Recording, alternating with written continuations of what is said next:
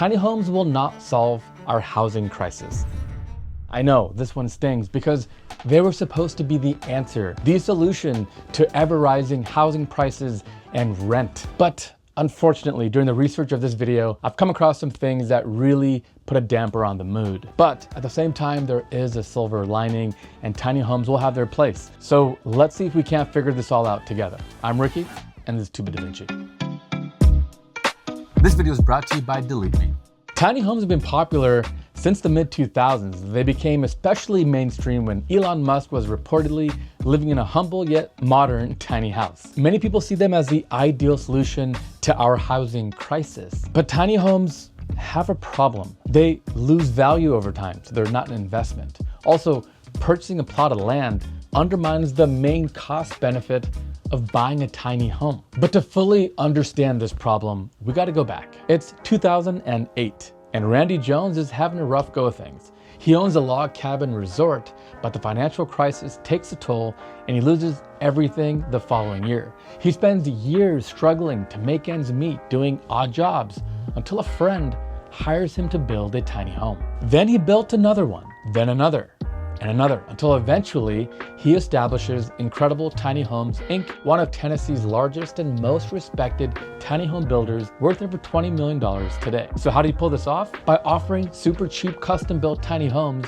for as little as $20,000. Can you imagine buying your house for less than what it would cost to buy a car? With the average house in Tennessee costing around $300,000, it's easy to see the appeal of a tiny house. It's also easy to understand why the company is churning upwards of 200 houses every year. This is just one example of a popular tiny home maker, and there are many more in the US and around the world. Today, the US tiny home market is worth more than $2 billion and is expected to grow to almost $3 billion by 2030. And globally, we're looking at a $18.5 billion business in 2022, reaching $30 billion by 2028. However, in the US today, there's only about 10,000 tiny homes, which isn't a lot. So it got me thinking, is this actually a movement or largely just hype?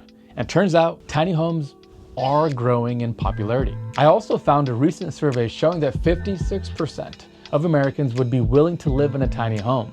That's 1 in 2 people. So the natural question is, why? Why are tiny homes so popular?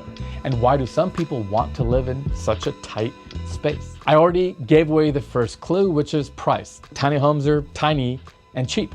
The average tiny house is 225 square feet, while the average normal home is 1,900 square feet. So tiny home, yes, and affordable home, yes. So how much do they actually cost? This is where things get tricky. The average tiny house in the US costs $67,000, which is 87% cheaper than the average price of a normal sized house. I'm betting at least one of you has paused this video to get your calculator to run some basic numbers. And I did the same thing, and I'll show you what I found in a minute. However, that's far from the only reason why people chose tiny homes. Some want to reduce their carbon footprint.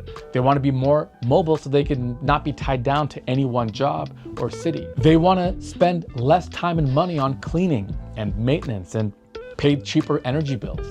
Also, being so cheap, tiny homes offer the chance to own a house without a mortgage, something pretty unimaginable to most Americans. And we shouldn't rule out also the fact that it's kind of a cultural movement, right? It's a lifestyle, van life, tiny houses. There's a social component to this as well. So then what exactly do you need to have to make a house a tiny house? In 2018, International Residential Code Appendix Q defines it as a dwelling unit with a maximum floor area of 400 square feet, excluding lofts. The funnest episodes to research are the ones that seem counterintuitive, like private information online, which is not so private. It's why I've been a member of our sponsor, Delete Me, for over a year. It's crazy to me that collecting people's personal information and selling it online is a legit business, but here we are. Delete Me is a hands-free subscription service that will remove your personal information that's being sold online. And it's not just a one-time thing. Delete Me continues to monitor the web and remove your data as needed. I just got my 5th quarterly report, and Delete Me scanned over 10,000 listings, and I was shocked to see that the most commonly exposed information from me was my address. Delete Me just announced an exciting expansion of their core services to easily extend protection and peace of mind to anyone you wish to include, because it's not just about you, it's a family affair. Have you ever heard the expression, if something is free, you're the product being sold? So join Delete Me and save 20% on all plans with my code Ricky. Links in the description. Huge thanks to Delete Me and you. Now back to the show. So homes like this one are great and they're very popular. Only this isn't a tiny house. This is a small mobile home. How about this one? Nope, that's a prefab container home. This is a tiny home. And this one that looks just like the last one, not even close. That's technically qualifies as an RV. Okay, so how about this one? This can't be a tiny house. It's totally different from the first one and it has a deck. So that just might be a small normal house, right? Wrong again. That's actually a tiny house mounted on a foundation and with add-ons like skirts to cover the wheels and deck. Can you see where I'm going with this? Tiny homes fall into a bit of a gray area when it comes to defining them, which is at the core of what makes tiny homes such a challenge as a housing solution. This is where we get into why I don't think tiny homes will solve the housing crisis. Meet Sarah and Michael, a young, adventurous couple who just got married and love the idea of buying a tiny home in California near where they work in LA. They call a popular builder and decide on a 380 square foot, $60,000 tiny house. The house is 10 by 36 feet and it has a kitchen, a living area, dining, and a full bathroom and a loft with a queen bedroom. Once they place their order, they've already hit a roadblock. Because of high demand, there's a 12-month wait list to begin construction, and it takes 3 months to actually build it. So we're talking about 15 months before they'll ever see their house. They'll have to keep paying rent in the meantime. They start looking for financial options and hit the second roadblock. Most banks don't offer mortgages for tiny homes on wheels like the one Sarah and Michael want to buy. The only company they found offers interest rates as high as 12% for a 30-year mortgage, which can be significantly higher than the nationwide average for a normal house, which is around 7% as of 2024. So even though they may spend less money on the house, they're gonna pay proportionally more on interest. A year goes by and the builder calls to let them know their house is ready for construction. So Sarah and Michael naturally start looking for where they'll put their house when it's finished. And this is when things get really ugly. They need a lot of at least 30 by 60 feet to leave 10 feet on each side. Lots near downtown of that size cost anywhere from $150,000 to $600,000, raising their total price of the house to at least $200,000 or $660,000. It's still low compared to a normal house in LA, of course, but it's not what they were expecting at all. If they want to get a more affordable option, they'll have to move way further out to Santa Clarita, which is an hour commute, or as far as Lancaster, which can be 2. So they decide to spend more and choose one of the pricier options closer to work since they don't have a car. But then they discover that none of the lots that they found are going to work. They find out that California has strict zoning codes that don't allow using a tiny home as a permanent dwelling. In other words, you can't just buy a tiny home and put it wherever you want. Sarah and Michael's only option is to put the house they already paid for on a rented lot in an RV park. That's going to cost them anywhere from $400 to $1,000 with an average of $625 plus utilities a month. I'll get back to zoning and regulations in a minute because that's one of the key issues with tiny homes in America. So 15 months go by and their house is ready to be shipped. And this is where they stand. They decide for a tiny house community where the rent is $875 per month plus utilities. They had to pay almost $10,000 to get the house from the factory to the lot and spent an extra $1,000 on a 20 square foot deck. Now, one thing that surprised me, when you register a tiny house, it's classified by the California government as an RV. So Sarah and Michael have to register their new house with the Department of Motor Vehicles, the DMV. So now they have to own a home which is registered as a vehicle that depreciates over time, plus they have to pay over $10,000 a year for rent on the land under their house. Additionally, they don't have a parking space, much less a garage for a car. Have you ever seen a tiny house with a garage? What's more, while the park itself does have the basic amenities, there are no schools, hospitals, or grocery stores nearby. It feels a little too much as if they're camping, which sounded kind of nice a second ago, but when the reality sinks in of starting a family, might not. The worst part is that tiny homes actually cost 38% more per square foot than full-sized homes. And if you compare it to a condo, things get even worse. I'm not sure if Sarah Suzanka's 1998 book, The Not So Big House, which is the foundation of the tiny house movement, considered these issues. But this part is much more subjective, and like Apple or Android, it's kind of a question of lifestyle. Sound off the comments below where you come down on this debate. But then I started thinking, if we could actually fill them all, would developing tiny home parks be viable and profitable and solve our housing problems? It wouldn't. And here's why. Suppose you wanted to start a new business called Micro Community Pods to develop clusters of tiny home lots in California for people like Sarah and Michael.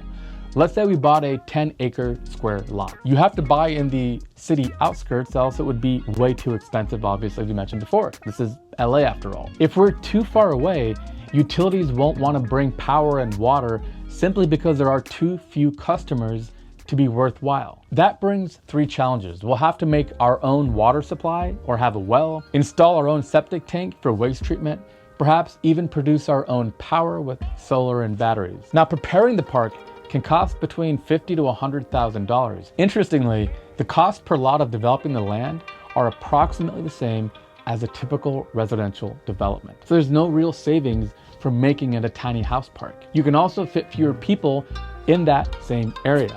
How many tiny homes could we fit? If we prepared the lot for 380-foot tiny homes like the one Sarah and Michael bought with 10-foot spacing all around, we could fit 200 lots in that space. These homes are usually for 1 or 2 people, so that makes around 200 people in a 10-acre plot for a density of 20 people per acre. Under California housing laws, depending on the project location, you can build up to 40 dwellings per acre on multi-story buildings like condos.